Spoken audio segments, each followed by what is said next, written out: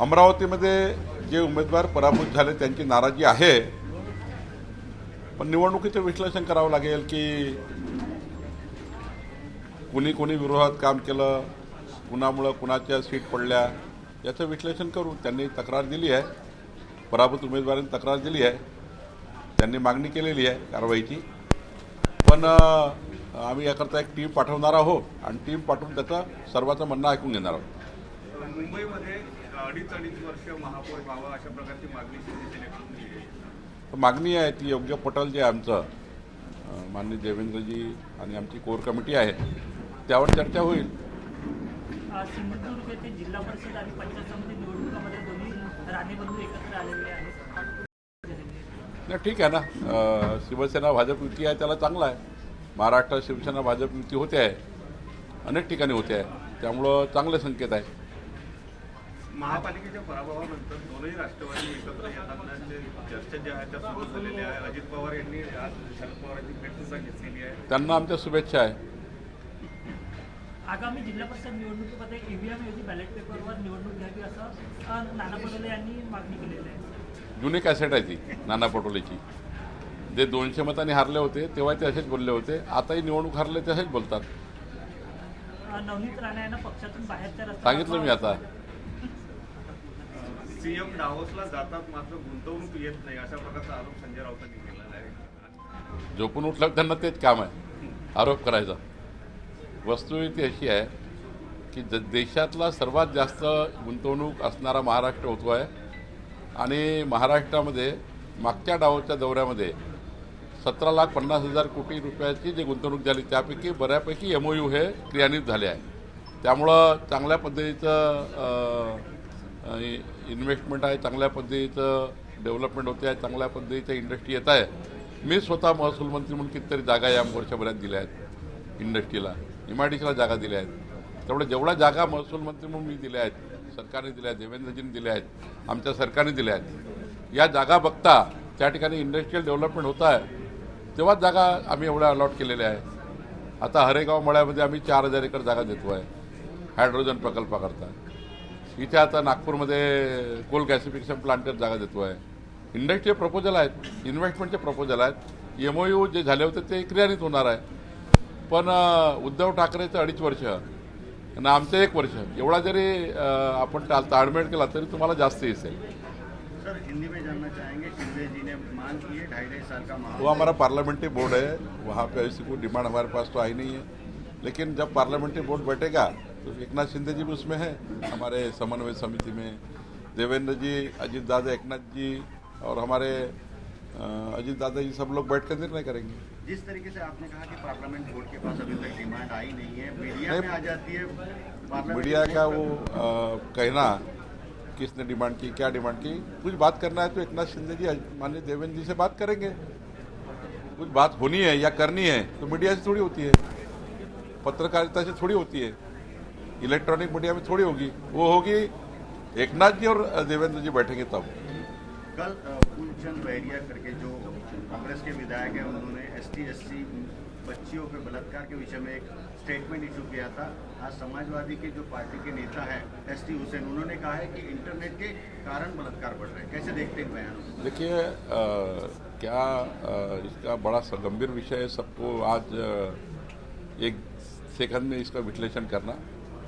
सरकार सब तरह से सामाजिक लेवल पर सभी जो लेवल्स है इसके ऊपर चर्चा कर रही है. इस पे ऐसा नहीं होना चाहिए, इसके लिए क्या क्या माध्यम बन रहे हैं वो भी खोजबीन कर रही है.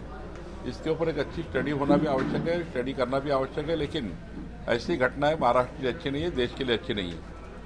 संजय राउत ने कहा है कि शिंदे जी ने अपने नवनिर्वाचित पार्षदों को होटल में जेल की तरह बंद करके रखा है और बीजेपी का मेयर ना बने ऐसा शिंदे भी चाहते हैं और कोई नहीं चाहता कि बीजेपी का मेयर बने और हम उनके पार्षदों के संपर्क में हैं. पहले अपने पार्षद संभाल, उनके चुन के आए हुए उनके ही खुद जाते हैं. इतने सारे MLA टूट गए उद्धव जी से.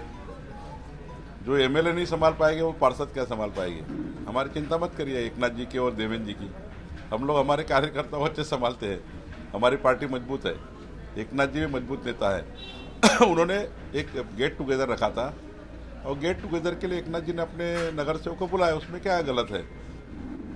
टूटते तो इनके लोग हैं, इनके लोग चुन के आते लेकिन संभाल नहीं पाते हैं, और संभालने के लिए उनके लिए कोई व्यवस्था नहीं है,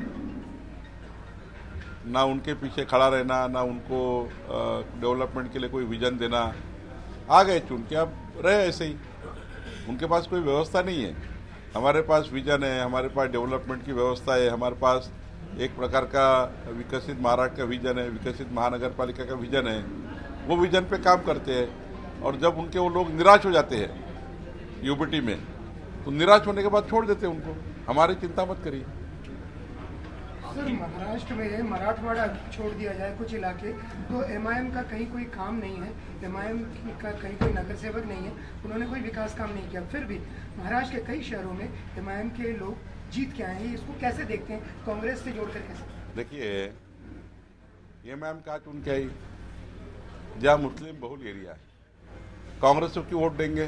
क्या कर लिया कांग्रेस ने मुस्लिम लोगों का? भाई वोट तो लिया परमानेंट 70 साल। कांग्रेस पार्टी ने 70 साल मुस्लिम समाज के वोट नहीं लेने के लिए वोट लिए, लेकिन क्या डेवलपमेंट किया?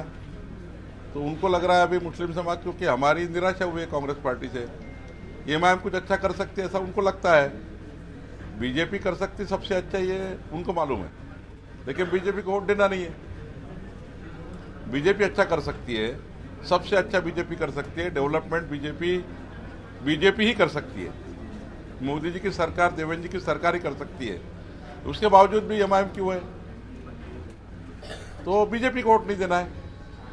अब बीजेपी को वोट नहीं देना और कांग्रेस चलती नहीं, कांग्रेस ने कुछ किया नहीं है, कांग्रेस से निराशा है, बीजेपी से आशा है, लेकिन बीजेपी को वोट देना नहीं है। तो एमआईएम का चॉइस है, एमआईएम देखेगी अभी आगे क्या करती है। चॉइस तो बीजेपी है लोगों की, उनके हृदय मन में, मुस्लिम समाज के भी हृदय मन में। मैं भी मुस्लिम समाज के 40,000 परिवार से जुड़ा हूँ, मेरे विधानसभा में 40,000 परिवार से जुड़ा हूँ मैं मुस्लिम समाज के।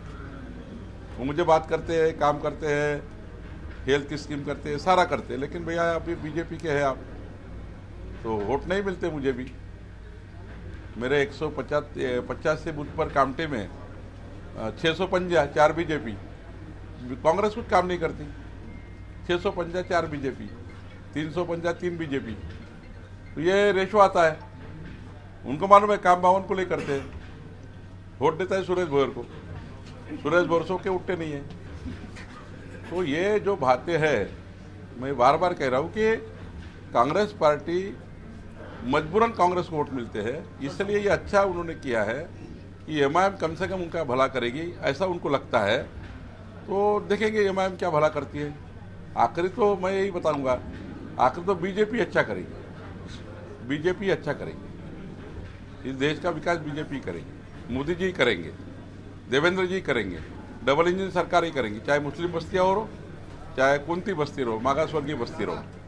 नितिन जी देखिए, आप रात दिन नितिन जी काम करते हैं, मुस्लिम हो, एससी हो, बौद्ध हो, कोई भी आए, नितिन जी का दरवाजा खुला रहता है। हम, मेरा दरवाजा भी खुला है, हम यहाँ पूछते नहीं कोई धर्म का है, कोई जाति का है, काम तो करते हैं, लेकिन जब वोट आता है तो वोट एकदम निराशाजनक आता है, हमें दुर्बल बना देता है, इतना वोट आता है। तो मुझे लगता है कि हमारे खिलाफ आता है, तो मुझे लगता है कि ये ट्रेंड थोड़ी बदलेगी तो अच्छा होगा। एमआईएम भी कुछ नहीं करने वाली, सिर्फ वोट लेके भाग जाएगी। बीजेपी पर्याय है सबके लिए, मोदी जी और देवेंद्र जी पर्याय, नितिन गडकरी जी पर्याय है नागपुर के लिए और हमारे विदर्भ के लिए और महाराष्ट्र के लिए और देश के लिए, कि भाई हम सबका काम करते, हमको वोट दीजिए। लेकिन देखते आगे जैसे जैसे दिन जाएंगे वैसा वैसा इसमें सुधार होगा। एबीपी माझा, उघडा डोळे बघा नीट।